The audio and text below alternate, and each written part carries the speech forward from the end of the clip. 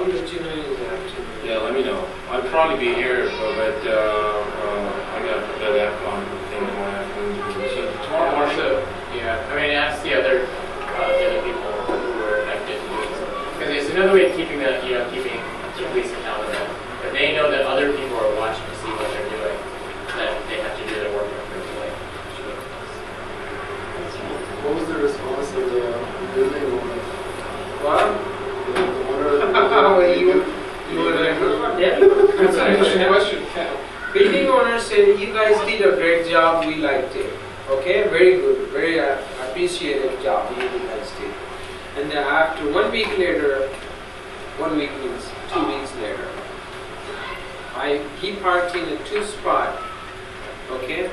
I parked in close by to him. I opened the door, came out, and maybe touched or not, I don't know. Was it previously touched? I don't know. Okay, I just come out from the car, and he saw that.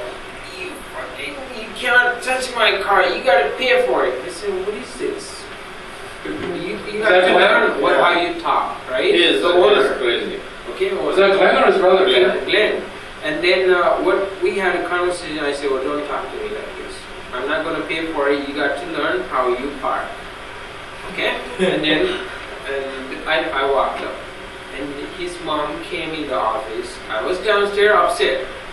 His mom came up to him and said sorry about this incident. And the next day, this guy gives in a community service paper. Well, probably didn't happen anything. This guy just making up. Can you imagine this? This is how the owner is. You know his mother. He said what about? Probably didn't happen anything. On the attack? Yeah. He's the one who told me. That's the first guy I talked to. That's why he's crazy, you know. He's crazy. He is not having liquidity. You know, the first time I went was to Bobby's Sweets and Snacks, and they didn't want to talk to me anything. So I went to the cleaners next door. And that's when Glenn talked to me and goes, yeah, they're our tenants, they got attacked, they're like sprayed. So he's the one who gave me all the information. Right? He gave you. So now you tell him, not me. And he gives him a community service. He said, well, this is what probably didn't happen anything. This guy just making up. Because of me. I want to know what he smokes and when he does that. That's how. You know his mother? His mother says that, you know, if you go and date with his girlfriend, he won't mind. But if you touch to his car, he will. That's what his mother says that. Maybe you were parking in the wrong place. Oh, where she lives. They are picky about their car. Well, any other questions? Do you guys have anything else? Oh yes, one major question is, what about, because you know some people they are advising us, you know, that this can backfire on you, about what?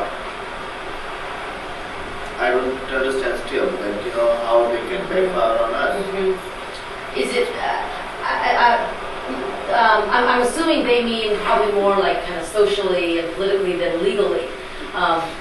What they could mean is some of what I was saying before, that people may try to retaliate. Like if you participate in a criminal, help to criminally prosecute them, it's like you said it yourselves, they or their friends may try and come back and get revenge type of thing. Now, you know, I don't mean for you to take that much comfort in this, because there's no way to know when you're dealing with really psycho people. But in the large majority of cases, we've seen a lot of, our office gets a lot of reports of these. I've met with a lot of victims of these crimes. Usually the perpetrators are not going to really come out and wreak violence physically, but you never know. So I think that your fear is very much justified. But that's one thing they might be talking about, is that kind of revenge.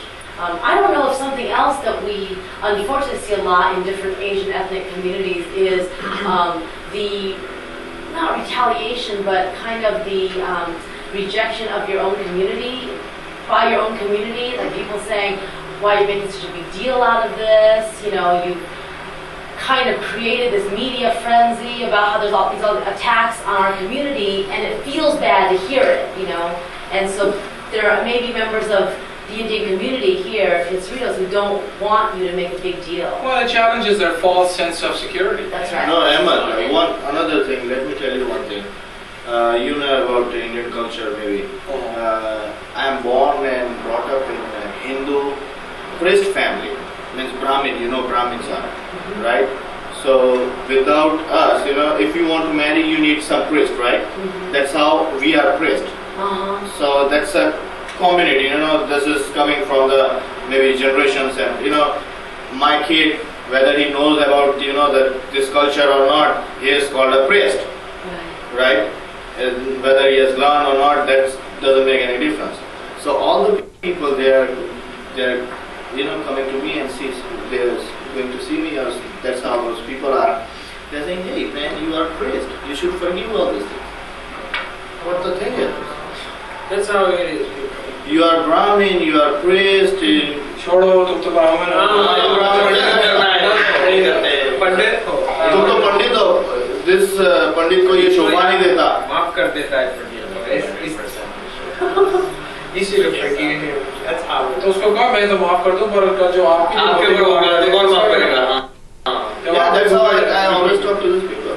Why you are not taking this initiative, This is a kind of funny thing. Well, that is a personal decision. I mean, that's a personal thing that you have to deal with. But I think on the other side of the coin is that as a pandit, then you have the responsibility for the rest of the community as well. That's true. So if something, how would you, as a pandit, you can forgive. Forgiveness is fine, but then then you're maybe giving more leeway to them to go and harass. The rest of the community. The thing is that if you can hang with the pandit, then the shooter is going to be lynched anyways. Although then he'll be murdered. If you want to look at it that way, that if it can happen to a pandit, then in the caste system, then the lowest caste is going to be murdered on the tree anyways. Then.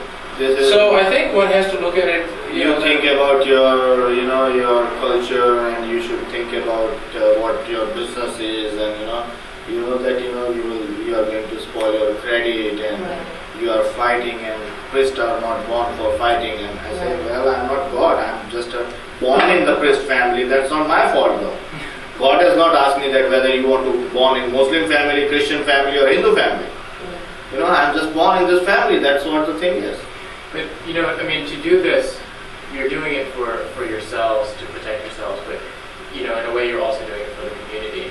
And so, what this kind of points out is that you are taking some risk for yourself. I think that you need to realize that, but also I think what will happen is the community will respect you for that. The community will appreciate the fact that you're taking a risk, so that the rest of us, I don't even live in Artesia, but when I come down here, if you guys are taking the risk and going through the criminal prosecution and making Pioneer Boulevard more safe, then when I walk into Bombay Suites, I'm going to feel more safe. So you're doing something that's benefiting a much larger favor to the community. Yeah, that's true. Which a pandit should do.